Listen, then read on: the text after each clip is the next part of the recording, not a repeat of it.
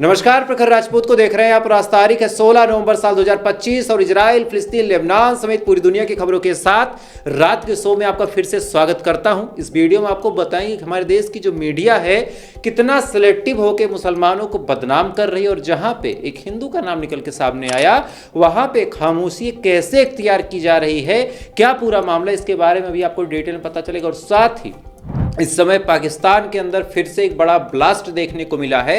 अब ये ब्लास्ट कैसे हुआ है, क्या बड़ी अपडेट निकल के सामने आई, इसके बारे में भी अभी हम डिटेल बातचीत करेंगे। और साथ ही अमेरिका के बगल की सिटी मैक्सिको के अंदर इस कदर सत्ता को पलटने की कोशिश की जा रही, किस हिसाब से वहां पे जनजी प्रोटेस्टर्स हमलावर हो गए हैं, किस हिसाब से चीजें हो रही हैं, इसके बारे में भी आपको पता चलेगा। और साथ ही फिलिस्तीन को लेके इजराइल के डिफेंस मिनिस्टर इजराइल कर्ट्ज ने बहुत बड़ा बयान दिया है। क्या बड़ा बयान दिया है, इसके बारे में भी आपको पता चलेगा। और साथ ही पुतिन और नेतन्याहू आपस में फोन पे बातचीत कर रहे हैं। अब ये बातचीत क्यों कर रहे हैं, क्या वजह है, ये भी एक बहुत बड़ी खबर है, इसको भी हम डिटेल में जानिए। यानी यकीन मानिए रात में जो वीडियो लाता हूं, इस वीडियो में आपको भारत की भी खबरें देखने को मिलेंगी, पाकिस्तान की भी खबरें देखने को मिलेंगी, साथ ही इजराइल की भी मिलेंगी, लेबनान की मिलेंगी, गजा की मिलेंगी, मिडिल ईस्ट की मिलेंगी। यानी वो खबरें जो आपके जानने के लिए जरूरी हैं, वो तमाम खबरें आपको रात के शो में देखने को मिलेंगी। तो रात के 8 या 9 बजे जिस हिसाब से भी आपको सहूलियत हो, इस शो को आके जरूर देखें, चूंकि हम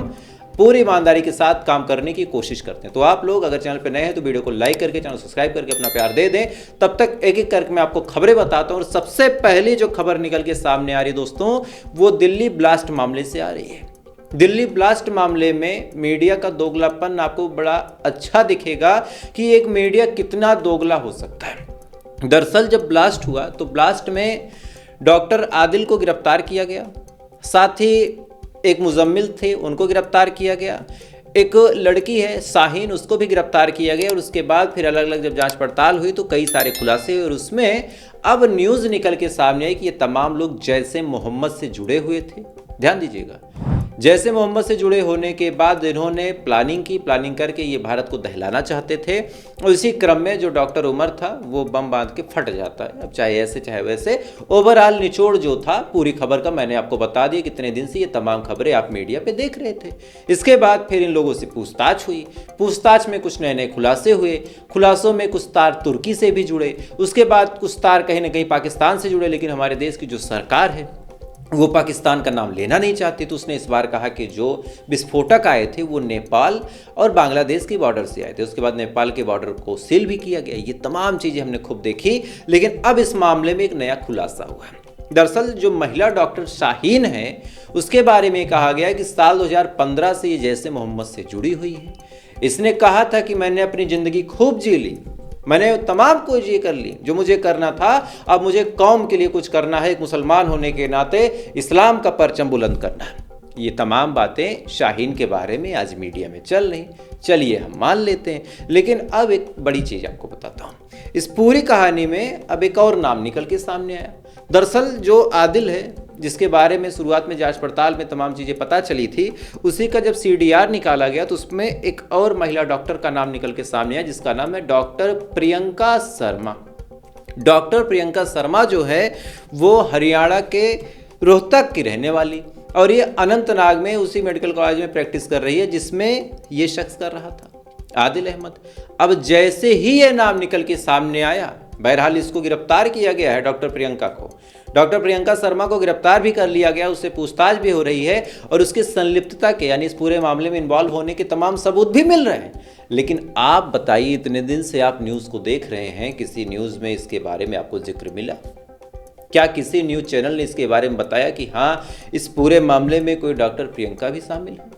एक बड़ा सवाल मैं पूछना चाहता हूं उन गोदी मीडिया चैनलों से कि भाई डॉक्टर शाहीन के बारे में तो आपने बताया कि डॉक्टर शाहीन कौम का काम कर रही थी, तो ये जो डॉक्टर प्रियंका शर्मा है ये कौन से कौम का काम कर रही हैं, किस कौम का काम कर रही हैं, इनका क्या मकसद था? क्या इनके पाकिस्तान में रिश्तेदार बैठे हैं?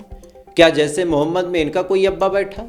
ये सवाल गोदी मीडिया कभी नहीं पूछेगा और ऐसी खबरों को आपके सामने कभी नहीं लाएगा, क्योंकि उसको पता है कि अगर ऐसी खबरें आपके सामने आ गई तो फिर आप आतंकवादी को केवल आतंकवादी की नज़र से देखेंगे, आप पीड़ित को केवल पीड़ित की नज़र से देखेंगे। उसमें ये नहीं खोजेंगे कि अरे इसके नाम के आगे सिंह लिखा है, धर्म के आगे हिंदू लिखा है, तब ये अच्छा है, धर्म के आगे मुसलमान लिखा है नाम के पीछे खान लगा है, ये बुरा है, ये चश्मा आपका उतर जाएगा, इधर से भी उधर से भी, तो कहीं ना कहीं देश फिर ये सवाल पूछेगा कि अच्छा सड़क का क्या हुआ, अच्छा अस्पताल का क्या हुआ। तो ये सवाल ना उठने पाए, इसका जिम्मा गोदी मीडिया ने ले लिया है कि लड़ाते रहो, तब तक लड़ाओ जब तक ये दोनों टूट के चकनाचूर ना हो जाए। खैर, हम प्रयास करते हैं कि तमाम खबरें आपको दिखाते रहें जो सही है। इस वजह से अगर आपको हमारा काम पसंद आता हो तो कमेंट में एक बार कुछ तारीफ में लिखना चाहें भाई लिख दें, बाकी वीडियो को लाइक करके चैनल सब्सक्राइब जरूर कर लें। तब तक अगली खबर का रुख करते हैं। अगली खबर निकल के सामने आ रही पाकिस्तान से दोस्तों की पाकिस्तान के अंदर भी बड़ा ब्लास्ट देखने को मिला है सिंध प्रांत के अंदर, और इस ब्लास्ट में अभी तक जो कहानी निकल के सामने आई है कि अचानक से सिलेंडर और एक पटाखा बनाने वाली फैक्ट्री जो कि अवैध रूप से थी उसमें ब्लास्ट हुआ। हालांकि इस ब्लास्ट में भी 6 लोगों की मौत हुई है, कई सारे इंजर्ड हैं, लेकिन जिस हिसाब से अलग अलग जगहों पे फियादीन हमले हो रहे हैं, चाहे दिल्ली में हो, उसके बाद फिर अभी इस्लामाबाद में हुआ था, एक कोर्ट में हुआ था, अब कोई ये कहता है कि पटाखा बनाने वाली फैक्ट्री फट गई, या फिर कोई ये कह दे कि सिलेंडर फट गया, तो ऐसे हाल में यकीन करना बड़ा मुश्किल होता है कि ये सीएनजी है या फिर कोई साजिश है या फिर अपने देश का ही कोई, ये डॉक्टर प्रियंका शर्मा जैसे लोग, या फिर आदिल जैसे लोग, या फिर मुजम्मिल जैसे लोग, या फिर शाहीन जैसे लोग, क्या पता कौन से देश में कौन गद्दार बैठा हो, उसमें आप धर्म का ठप्पा लगा के तो देख नहीं सकते। खैर, पाकिस्तान में भी बड़ा धमाका देखने को मिला है, जांच पड़ताल जारी है, जैसे अपडेट आएगी आपको बताऊंगा। लेकिन इधर एक बड़ी खबर निकल के सामने आ रही है अमेरिका के बगल के देश मैक्सिको से। दरअसल मैक्सिको के अंदर जो जेनजी प्रोटेस्टर्स हैं, वो जेनजी प्रोटेस्टर यानी जो साल 2000 के बाद पैदा हुए हैं उनको जेन जी कहा जाता है, यानी जेन जनरेशन। जेनजी प्रोटेस्टर जो है वो अक्सर सत्ता पलट कर देते हैं। इसको देखना हो तो आप फ्रांस में देखें, प्रधानमंत्री को उसी छोड़ के भाग गए, बांग्लादेश में देखें, नेपाल में देखें, और ऐसा करके आप पूरी दुनिया में देख सकते हैं कि जहां जहां जेनजी अपने उग्र रूप में आए वहां वहां उन्होंने बवाल काट दिया है। और सेम चीज़ आपको मैक्सिको के अंदर देखने को मिलेगी। सरकार का करप्शन, सरकार की घुसखोरी, सरकार का भ्रष्टाचार और अनैतिकता इस कदर हावी है वहां पे कि जेनजी प्रोटेस्टर्स ने अब प्रोटेस्ट करना शुरू कर दिया है। अब वहाँ पे जो रैलियाँ हो रही बड़ी उग्र हो रही हैं, पुलिस उनको रोकने की कोशिश कर रही है, लेकिन अभी तक की जो रिपोर्ट है कि अब पुलिस रोकने में नाकामयाब है, और अगर ऐसा ही चलता रहा तो सिचुएशन बद से बदतर हो जाएगी। खैर, इधर ये तमाम चीज़ें चल ही रही हैं। इधर दूसरी खबर निकल के सामने आ रही है इजराइल के हवाले से दोस्तों। इजराइल के डिफेंस मिनिस्टर इजराइल कर्ट्ज ने बड़े साफ तौर पे कहा है कि चाहे जितनी बातचीत हो जाए, चाहे जितनी कोशिश हो जाए, चाहे कोई गाजा को एक सोने में तौल दे, चाहे कोई हीरा भर दे, हमारा एजेंडा बड़ा साफ है। फिलिस्तीन कोई अलग देश नहीं बनेगा, नहीं बनने देंगे, नहीं बनने देंगे। साथ ही ये भी कहा कि माउंट हैरोन हो या फिर कोई भी जगह हो, हमारी आर्मी पीछे नहीं हटेगी। अगर कोई हथियार उठाएगा तो हम उसको मारेंगे। हमारा एजेंडा बड़ा साफ है कि हम गाजा को अपने कंट्रोल में रखेंगे। गाजा में कोई आर्मी नहीं होगी। जितने लोगों के पास हथियार है, वो चाहे हमास हो, चाहे अल-कुद्स हो, चाहे अल-कसम हो, सबका हथियार जब्त होना चाहिए। और हम हमले उसके बाद भी करते रहेंगे तब तक जब तक कि आखिरी सुरंग जो रेजिस्टेंस फोर्सेस ने खोदी है, उस आखिरी सुरंग को भी हम डिस्ट्रॉय न कर दे। तो आज इजराइल के डिफेंस मिनिस्टर ने बड़ा साफ तौर पे कहा है कि ये जो खुश करने के लिए चिकनी चुपड़ी बातें हो रही हैं उसका कोई मतलब नहीं है। गाजा पे तब तक हमला होता रहेगा जब तक कि आखिरी सुरंग तबाह नहीं हो जाएगी। अब सुरंग तबाह हो जाएगी का मतलब क्या? सुरंग भी तो बिल्डिंगों के नीचे है, तो बिल्डिंग भी तबाह हो जाएगी, यानी आखिरी खड़ी बिल्डिंग भी गिरेगी। इस बात को घुमा के इजराइल कर्ज ने साफ तौर पे कह दिया है। खैर, इधर ये तमाम चीज़ें चल ही रही है। इधर पुतिन ने नेतन्याहू को फ़ोन करके बातचीत कर ली है। अब ये बातचीत क्यों हुई है, क्या वजह है, इस वजह को जब आप जानेंगे तो जानने के बाद बड़ा हैरान हो जाएंगे। दरअसल अमेरिका ने 20 पॉइंट का एक पीस प्लान दुनिया के सामने रखा था। इस 20 पॉइंट में लगभग चीज़ें हो गई हैं, 2-4-6 चीज़ें बची हैं जो हमास को शुरू से मंजूर नहीं थी, और हमास ने साफ तौर पे कहा था कि ऐसी चीज़ें हमें मंजूर नहीं, इस वजह से हम ऐसी चीज़ों को एक्सेप्ट नहीं कर पाएंगे। अब यूएन में यानी यूनाइटेड नेशन में जो रशिया है वो ट्रंप के बनाए गए फेज 2 के प्लान को अपोज करता है, और अपोज करने के बाद साफ तौर पे फेज 2 के प्लान को कहता है कि ये गलत है और उसमें ये मॉडिफिकेशन होना चाहिए। उसके बाद रशिया ने अपना प्रस्ताव रखा और यूएन में बाकायदा इसको लेके वोटिंग भी चल रही है, और अगर वोटिंग में सब कुछ सही रहा तो कहीं ना कहीं पुतिन का जो प्लान है उस प्लान को ही रद्दी अमल में ला दिया जाएगा। खैर, ये तमाम चीज़ें चल रही थी। इधर पुतिन को लगा कि चलो नेतन्याहू के भी मज़े ले लें। उसके बाद पुतिन ने लगाया नेतन्याहू को फ़ोन नेतन्याहू यानी इजराइल के प्रधानमंत्री, उनसे फिर पूछना शुरू किया कि अच्छा भैया ये हो जाएगा तो आपकी क्या राय है, अच्छा ये हो जाएगा तो आपकी क्या राय है, अगर ऐसा कर दें तो क्या राय है। अब नेतन्याहू अपने मुंह से कैसे कह दें कि भैया मेरा प्लान तो ज़मीन कब्जा करने का है, अब ये बात ये कैसे बोल दें। और इधर रशिया ने कहा कि अच्छा ऐसा ऐसा है तब तो मान जाओगे ना। आप ध्यान से समझिए, आपका मन मेरे यहाँ खाने का ना हो, एक छोटा सा एग्जाम्पल, और मैं चाह रहा हूँ कि आप मेरे यहाँ खाना खा लें।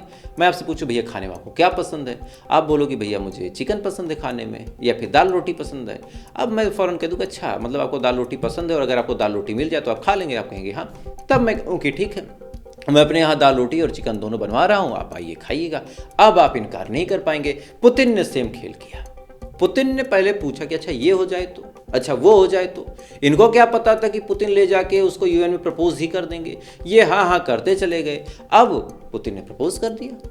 अब अगर इजराइल इसका विरोध कर दे तो जाहिर सी बात है फिर पुतिन की बात काटने का मतलब दुनिया जानती है, पुतिन की बात काटने का क्या अंजाम होता है ये बात भी दुनिया जानती है। अब देखना ये होगा कि क्या नेतन्याहू पुतिन से भी दुश्मनी मोल ले लेते हैं या फिर खामोशी इख्तियार करके जो चलने वाला है उसको स्मूथली चलने देते हैं। खैर, इधर ये तमाम चीज़ें चल ही रही हैं। इधर दूसरी तरफ बड़ी अपडेट निकल के सामने आई है कि ईरान ने भारत की सपोर्ट में 2 बार लगातार, आमतौर पे किसी देश में कोई घटना होती है तो सामने वाला मुल्क एक आध बार कंडोलेंस या फिर कंडेम्ड कर देता और कहता है कि ठीक है यार उनका मामला वो जाने, हमारे अपने इतने मसले हैं। लेकिन ईरान ने लगातार 48 घंटों के अंदर 2 बार दिल्ली बम ब्लास्ट में सहानुभूति भी व्यक्त की और कहा कि हम आतंकवाद के खिलाफ इस लड़ाई में आपके साथ पूरी तरीके से मुस्तैदी के साथ तैनात हैं। तो ईरान ने इस बार फिर भारत के साथ अपनी दोस्ती के पक्के सबूत दिए हैं और ये बताया है कि क्या होती है दोस्ती का मतलब। अगर ईरान भी केवल धर्म देखता तो एक बार भी ना कहता, वो तो खामोश हो जाता, लेकिन ईरान ने भारत के साथ दोस्ती निभाई है। खैर, इधर ये तमाम चीज़ें चल ही रही हैं। इधर गजा से बड़ी अपडेट निकल के सामने आई कि गजा के अंदर इजराइल फिर से हमले कर रहा है, जो येलो लाइन है उसके आसपास फिर से हमले कर रहा है। और सेम चीज़ इजराइल के जो डिफेंस मिनिस्टर उन्होंने भी बोला था कि भाई हम तो खामोश नहीं रहेंगे, हम येलो लाइन के आसपास हमले करते रहेंगे और हम हमास की सुरंगों को डिस्ट्रॉय करते रहेंगे। तो कहीं ना कहीं इनका जो कहना हुआ और उनका जो कहना हुआ और जो करना हुआ, ये तमाम चीज़ें आज आपको इक्वल दिखेंगी। खैर, ये तमाम चीज़ें मिडिल ईस्ट में चल रही हैं, लेकिन अगर आप भारत से मुझे देख रहे हैं तो अब आपसे बहुत शांति के साथ एक रिक्वेस्ट करना चाहूँगा, कभी भी किसी के भी बहकावे में कोई आपसे ये कहे कि मुसलमानों पे बड़ा जुल्म हो रहा, बड़ा जुल्म हो रहा, तो वहाँ पे भी आंख बंद करके एक बार सोचिएगा कि क्या मेरे साथ हुआ था। जब भी आपको ये बताया जाए आप ये सोचिएगा कि क्या मेरे साथ कभी हुआ था, मेरे बाप दादा के साथ हुआ था। अगर दिल से आवाज़ आए कि हाँ तब तो ठीक है, अगर आवाज़ आए कि ना तब फिर जान जाइएगा कि आपको केवल ब्रेन वॉश करने की कोशिश की जा रही है। अगर आप हिंदू हैं, कोई आपसे कहे कि भाई हिंदू खतरे में है, हिंदू खतरे में आ गया है, ये हो रहा वो हो रहा, आंख बंद कीजिएगा। अपने आप से सोचिएगा क्या मुझे कभी ऐसा लगा कि मैं किसी मुस्लिम बस्ती में गया हूँ और मैंने टीका लगाया था, मेरे हाथ में गमछा था भगवा, उसको देख के मुसलमानों ने मुझे घेर के टीका मेरा उतरवाया हो और कहा हो कि ये गमछा हटाओ, इधर नहीं चलेगा। अगर इसका जवाब आता है कि हाँ मेरे साथ मुसलमानों ने ऐसा किया है, तब तो हिंदू खतरे में है। लेकिन अगर अपने एक्सपीरियंस से आपको ये लगे कि कभी किसी मुसलमान ने ना मेरे साथ किया, ना मेरे पिताजी के साथ किया, ना मेरे बाबा के साथ किया, चूँकि आप अपने 3 पीढ़ी को ही जानते होंगे जिनसे आपसे बातचीत रही होगी, आप अपने बाबा से ही आखिरी बार बात की होंगी, उनके पिताजी से तो आपने किया नहीं होगा, तो आप एक बार उनसे भी पूछ लीजिएगा। अगर दोनों तरफ से ये जवाब आपको मिल जाए कि ऐसा कुछ नहीं है, तो भैया सोशल मीडिया की लड़ाई झगड़े और तमाम चीज़ों में मत आइएगा। सोशल मीडिया बड़ी ख़राब चीज़ है। आप वही खबरें देखेंगे जो मैं आपको दिखाना चाहूँगा, सच्चाई कैसे घोट ली जाती है। अभी मैंने आपको बताया कि डॉक्टर प्रियंका शर्मा हरियाणा के रोहतक की रहने वाली अनंतनाग में एक जगह लगती है मलकनाग, वहाँ पे कमरा लेके रहती थी। इसके घर में जब अभी रेड पड़ी है, रिपोर्ट देख रहा हूँ कि इसके घर में बाकायदा एक फ़ोन मिला, एक सिम मिला और उसके भी कहीं ना कहीं उन सब चीज़ों से कनेक्शन हो सकते हैं, उसकी भी जांच पड़ताल हो रही है। लेकिन मीडिया इसको नहीं दिखाएगी, चूंकि ये खबर आपसे छुपानी है। खबर क्या दिखानी है कि कौम का कर्ज चुका रही हूँ, डॉक्टर शाहीन का बयान, साथ ही मैं रेडिकुलस इस्लाम की चपेट में हूँ। नो डाउट बहुत सारे लोग होते भी हैं, करते भी हैं, उनका मकसद होता है देश को दहलाना, लेकिन फिर अगर ये खबर दिखा रहे हो तो ये भी तो दिखाओ। इससे हर पार्टी, हर पक्ष अपनी अपनी गलती मान के खामोश हो जाए और एक दूसरे के साथ भाईचारे से रहे। लेकिन ये चीज़ें कहाँ, देश जलेगा भाई, सड़क टूटेगी तभी तो नहीं बनेगी, और नहीं बनेगी तभी तो उसका बिल पास होगा, सीधी बात है। खैर, तो फिलहाल ये थी पूरी खबर। बाकी थोड़ी देर बाद कल सुबह 11 बजे आपसे फिर मुलाकात होगी इजराइल, फिलिस्तीन, लेबनान समेत पूरी दुनिया की खबरों के साथ। तब तक आप अच्छे रहिए, खुश रहिए, अपना ख्याल रखिए, अपने देश का ख्याल रखिए। जय हिंद, ऊपर वाला आपकी